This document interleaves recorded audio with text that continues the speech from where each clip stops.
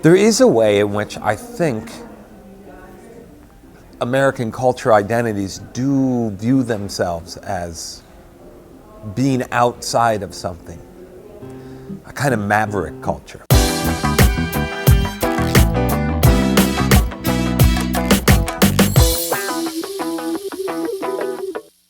If you think of the figure of the gangster, Capone, they definitely have this kind of aura about them of someone who stands outside of the culture, you know what I mean? And so is free from the constraints of that culture. Yeah, they're freer than we are, you know? Like I'm just like a professor dude or whatever, and so I drive my SUV to my office and I give my little lecture, I grade my little papers or whatever. But Capone, you know, shoots you down with a Tommy gun, you know?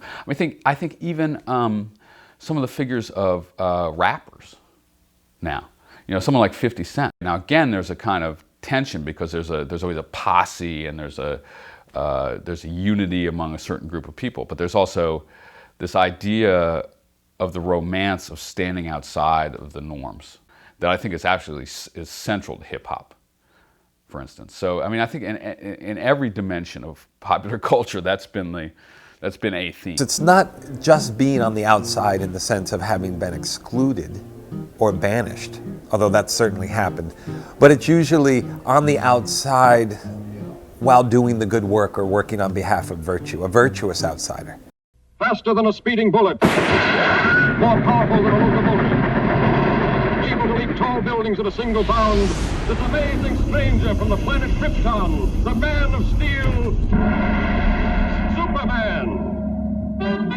Empowered with X-ray vision, possessing remarkable physical strength, Superman fights a never-ending battle for truth and justice, disguised as a mild-mannered newspaper reporter, Clark Kent. The Caped Crusader, you know, the superhero, as we think about the comic book superhero, is, I believe, an absolutely American invention. I mean, Jerry Siegel and Joel Shuster, who invented Superman, and hence essentially invented the superhero genre, kids from Cleveland. Hurling cars and pedestrians into the river below.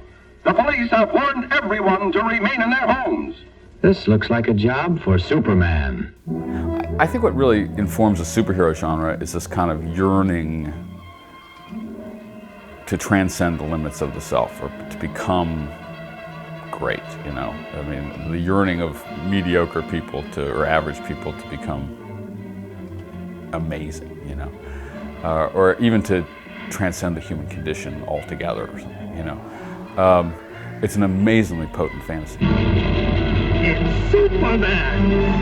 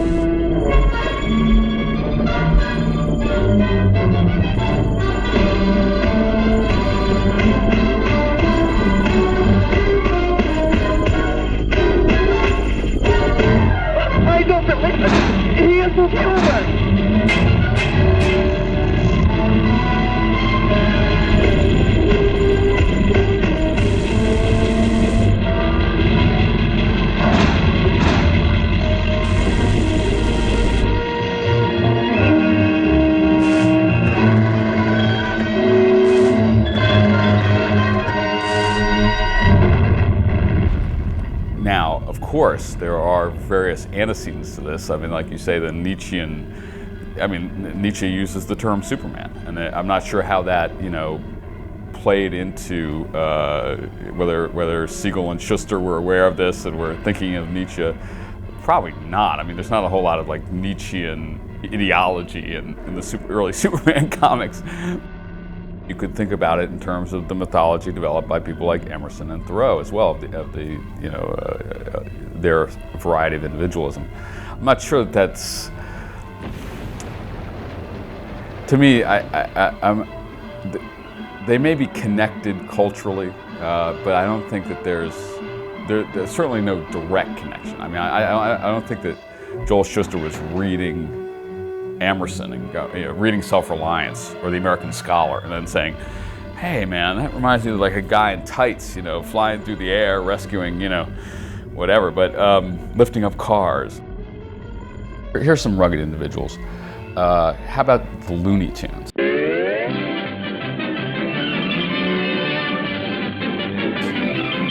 How about Bugs Bunny?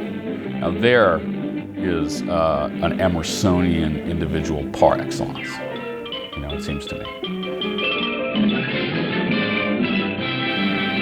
Absolutely unconstrained by the norms of society,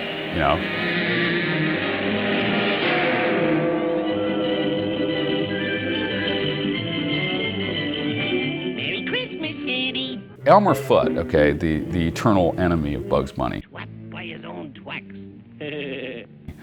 is not like some kind of macho killing machine.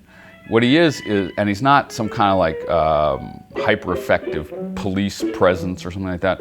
What he is just an absolutely conventional human being. Come on out, you wabbit. Come on now, you into a west. And Bugs Bunny is continuously torturing him for his conventionality, or using his conventionality, using the fact that his responses are predictable to destroy him over and over and over again, to drop an anvil on his head every 5 minutes for 20 years. Oh, my keys. Where are my keys? My keys, my keys, my keys. Just put them away. Whoa, hurry up, give me the keys. Oh. What's up, Doc? Last one in's a rotten egg. But Bugs has no respect for any rules whatsoever. He's a cross-dresser. He's insane. Come on out of there or I'll fill you full of wet. Bang, bang, bang. Click, click, click, click, click, click, click. No more bullets.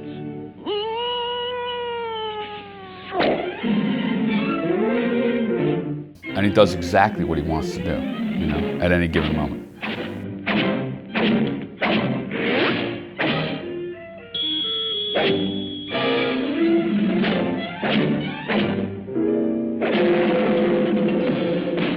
That's a pretty good Emersonian individual, it seems to me, probably.